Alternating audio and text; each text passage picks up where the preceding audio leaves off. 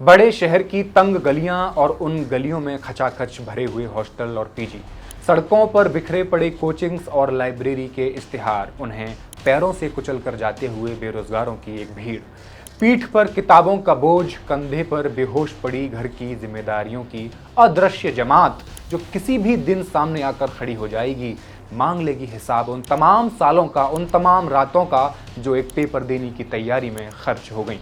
इस गली की सबसे ऊंची इमारत पे मौजूद कमरे में रहता एक छात्र जो सर्दियों की खामोशी और गर्मी की तपिश में एक कुर्सी पर बैठा रहा अड़िग और सोचता रहा पिता की देह के बारे में, जो खेतों में काम करते करते या किसी सेठ की जी हुजूरी करते करते अब बूढ़ी हो चली है। वो सोचता रहा माँ की हथेलियों के बारे में जो आग पर रोटियां सेंकते सेंकते कोयले की तरह जल रही हैं। किसी रात कमरे की खिड़की पर खड़े होकर जब वो सुन रहा था पेपर लीक की खबर, किसी परिंदे की मानिद उड़ गया आसमां में और सुर्ख कर गया अपने हिस्से की जमीन। ये सरकारें नहीं जानती, लाइब्रेरी के सन्नाटे में पढ़ रहे एक एक युवा के भीतर होता है एक सोया हुआ समंदर, जिसकी लहरें उड़ा ली जा सकती हैं उन किनारों को जो इन पुलिस बैरिकेडों के पीछे खड़े कर दिए जाते हैं। आज बहुत से सवाल हमारे आपके दिमाग में चल रहे हैं। क्या पेपर लीक करवाने वाली एनटीए के चेयरपर्सन आरएसएस या एबीवीपी से जुड़े हुए हैं? क्या सिमिलैरिटी है इतिहास के सबसे बड़े पेपर घोटाले व्यापम और नीट पेपर लीक में? कैसे इसके तार गोधरा कांड गुजरात से जुड़ रहे हैं? इन सारे सवालों के जवाब आज फैक्ट्स एंड फिगर्स में। आज बात होगी नेशनल टेस्टिंग एजेंसी एनटीए की, यूजीसी नेट और तमाम उन पेपर्स की जो लीक हुए, बात उन इल्जामात की जो एनटीए पर लगते रहे लेकिन फिर भी एनटीए को टेंडर मिलते रहे, वो पेपर करवाती रही। बने रहिए वीडियो के अंत तक। नमस्कार, मैं हेमंत और आप देख रहे हैं मॉलिटिक्स।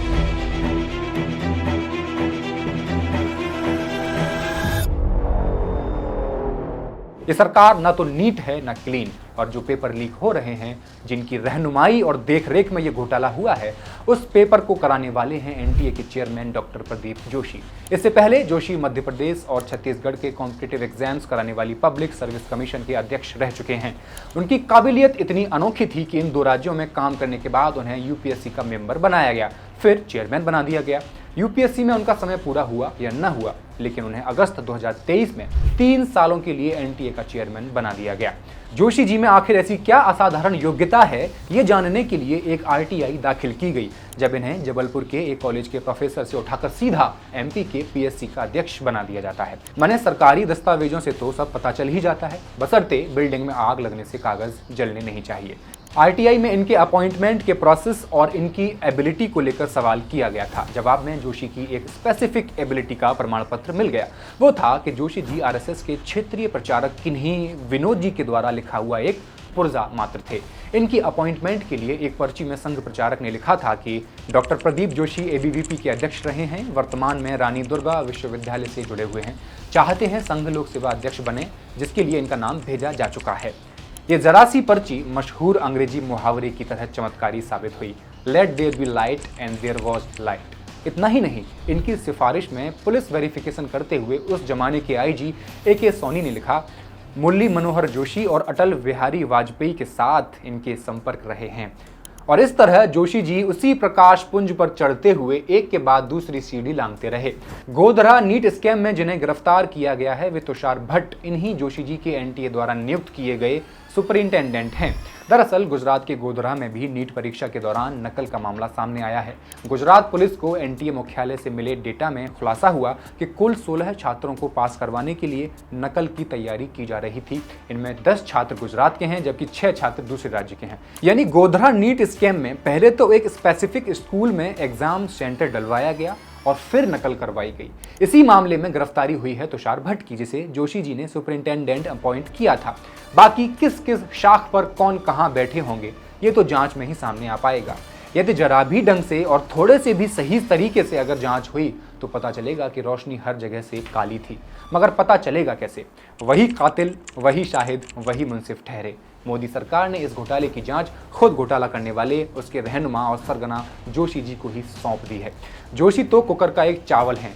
व्यापम से लेकर सारे भर्ती घोटालों, पेपर लीक और फर्जी नियुक्तियों में किसी भी मामले की अगर पूछ उठाएंगे, उसमें इसी तरह की नियुक्तियों की मलिनता आपको मिल जाएगी। नीट पर डिटेल्ड वीडियो हमने बनाई है, आप जाकर देख सकते हैं। बात बाकी एग्जाम्स की, तारीख 18 जून 2024, दिन मंगलवार और तापमान 46 डिग्री। चिलचिलाती धूप, जानलेवा लू में छात्र यूजीसी नेट के पेपर देने अपने अपने घरों से सुदूर एग्जामिनेशन सेंटर्स पर पहुंचते हैं। लेकिन अगले ही दिन इंस्टाग्राम पर रील स्वाइप करते करते एक खबर से होकर गुजरते हैं जिसमें शिक्षा मंत्रालय का एक बयान उनकी नींद उड़ा देता है। पेपर प्रक्रिया की सर्वोच्च स्तर की पारदर्शिता और पवित्रता बनाए रखने के लिए भारत सरकार के शिक्षा मंत्रालय ने फैसला किया है कि यूजीसी नेट जून 2024 का पेपर रद्द किया जाता है। यूजीसी नेट यानी University Grants Commission National Eligibility Test, जो एनटीए द्वारा करवाया जाता है, जिसके जरिए कैंडिडेट्स जेआरएफ यानी जूनियर रिसर्च फेलोशिप का सर्टिफिकेट प्राप्त करते हैं, जो रिसर्च करने की एलिजिबिलिटी के साथ साथ स्कॉलरशिप भी प्रदान करता है।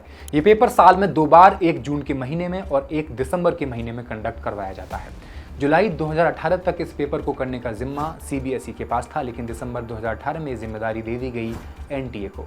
एनटीए वो एजेंसी है जिसके फॉर्मेशन के बाद से उसके कराए गए कई एग्जाम्स लगातार लीक होते रहे, कई बार कैंसिल हुए और कई बार लीक तो हुए लेकिन कैंसिल नहीं किए गए।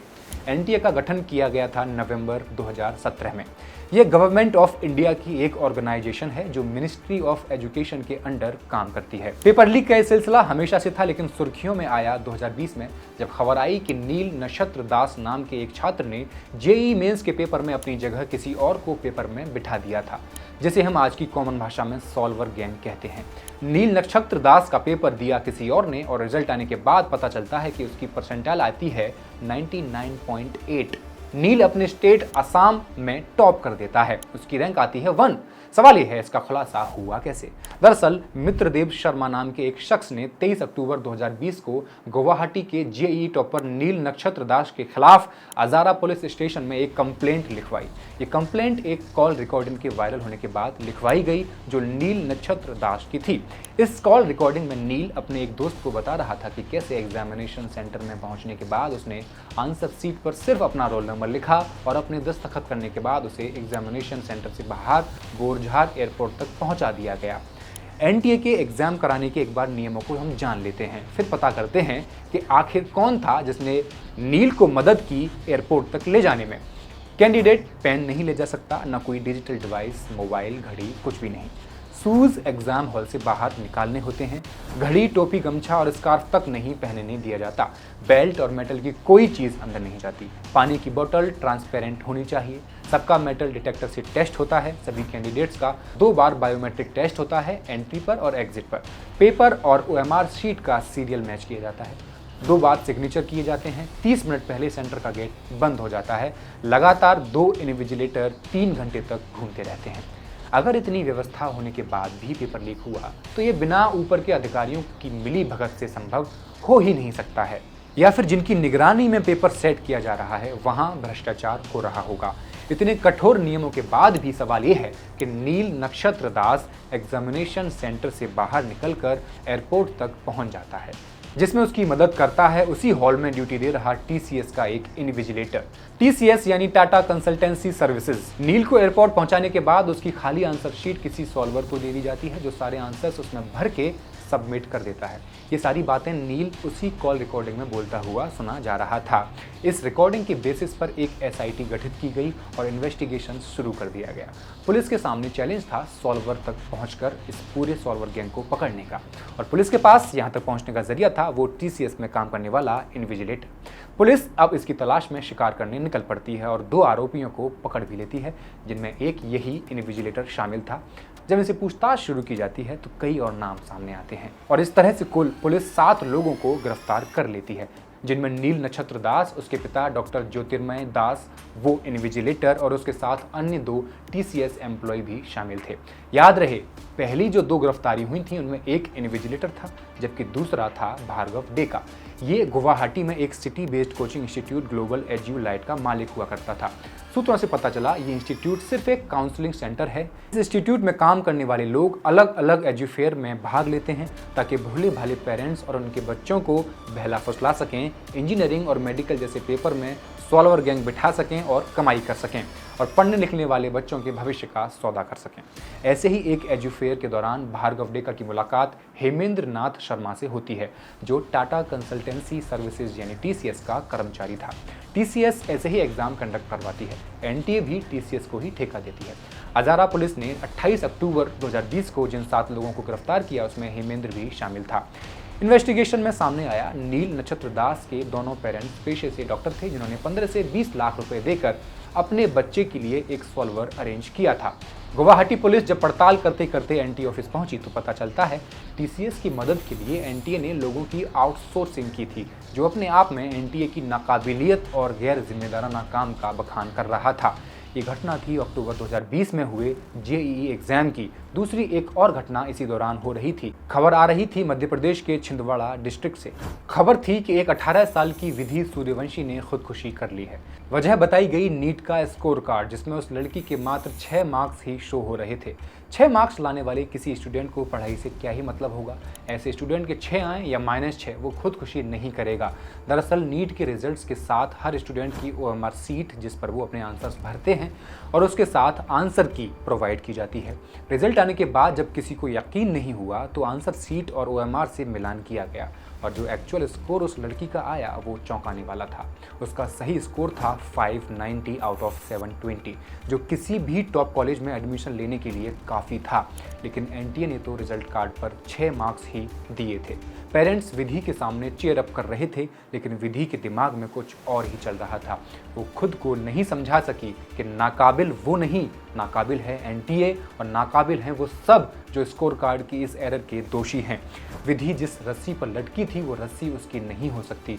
उसे तैयार करने में हाथ उन सबका था जो उसके गलत रिजल्ट कार्ड बनाने में दोषी थे। ये कोई एक मामला नहीं था। नीट 2020 के इसी पेपर में ऐसे ही एक गड़बड़ी और मृदुल रावत के साथ हुई थी।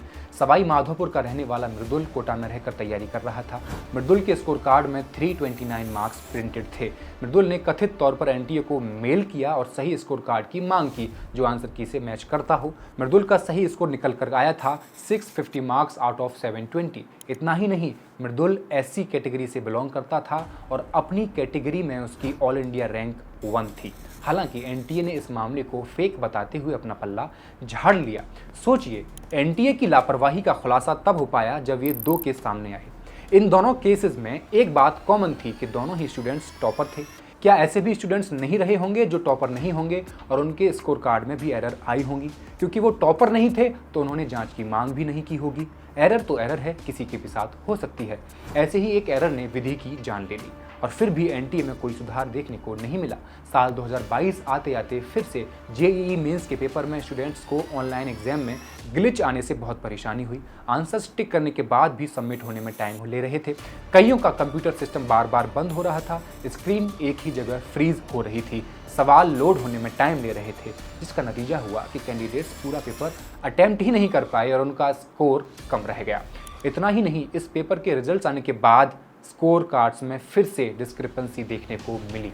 इस संदर्भ में तब के member of parliament Karti Chidambaram ने एक पत्र भारत के एजुकेशन मिनिस्टर धर्मेंद्र प्रधान को लिखा और JEE मेंस और एडवांस दोनों पेपर में हुए टेक्निकल ग्लिच के बारे में उन्हें जानकारी दी। साथ ही उनसे स्कोर कार्ड में हुई गड़बड़ पर एक्शन लेने को भी कहा था। इसके बाद 2022 और 23 में एक पेपर और हुआ। पेपर था केंद्रीय विद्यालयों में अध्यापकों की नियुक्ति के लिए। शक तब नहीं हुआ जब इसका रिजल्ट आने के बाद कट ऑफ्स बहुत हाई गई। शक और यकीन तब हुआ जब पेपर लीक की खबर पेपर लीक के बाद ही हर जगह वायरल हो रही थी। एक वीडियो में देखा गया कि KVS PRT का पेपर एक आदमी एक साथ 2 लोगों का सॉल्व कर रहा है, जिसका वीडियो भी सामने आ गया। जबकि NTA के नियमों के मुताबिक एग्जाम हॉल में स्टूडेंट्स तो छोड़िए, इन्विजिलेटर को भी मोबाइल फ़ोन अलाउड नहीं होता। ऐसी वीडियोस आती रहीं। कुछ बच्चे न्याय मांग भी रहे थे, लेकिन मुद्दा कोई खास मुद्दा नहीं बन सका क्योंकि ये नीट का मुद्दा नहीं था, इसलिए इस पर राजनीति नहीं की जा सकी। दुख की बात है कि शिक्षा के मामले पर भारत में राजनीति होती ही नहीं है, जबकि जमकर राजनीति होनी चाहिए। नीट जैसी परीक्षाओं का कैंडिडेट उन परिवारों से आता है जो साल भर में पढ़ाई के नाम पर 10 लाख से ज़्यादा पैसा खर्च करने में सक्षम हैं। इसलिए यहाँ पर हुई धांधली को बिगेस्ट स्कैम ऑफ एजुकेशन कहा जा रहा है, जबकि हकीकत यह भी है कि भारत का एजुकेशन सिस्टम ही अपने आप में बिगेस्ट स्कैम है। क्या नीट के अलावा UP police, RO, ARO, SSC, railway, banking के एग्जाम्स लीक नहीं होते? क्या इनमें सॉल्वर गैंग नहीं होते? इन सभी एग्जाम्स पर एक अलग वीडियो में बात होगी। अभी फिलहाल बात करते हैं एनटीए की। इलाहाबाद हाईकोर्ट में आरओ एआरओ के पद पर भर्ती आई 2021 में। इसका पेपर लीक तो हुआ, लेकिन कोई री एग्जाम नहीं हो सका। इस वीडियो में जिन पेपर लीक्स की बात की गई वो कुछ नहीं उस पहाड़ के सामने जो सारे पेपर लीक से मिलकर हमारे सामने चुनौती की तरह खड़ा हुआ है। गांधी समझा कर गए हैं कि पाप से नफरत की जानी चाहिए, उसे गहराई तक दफन करके आना चाहिए। व्यापम से नीट तक के सफर के पीछे जो पाप हैं उसे पहचानना होगा, और सबसे पहले तो उसका वह चोगा धर्म और राष्ट्रवाद का झीना बाना उतारना होगा, जिसे पहनकर वो अपनी पहचान छुपाता चला आ रहा है। नमस्कार।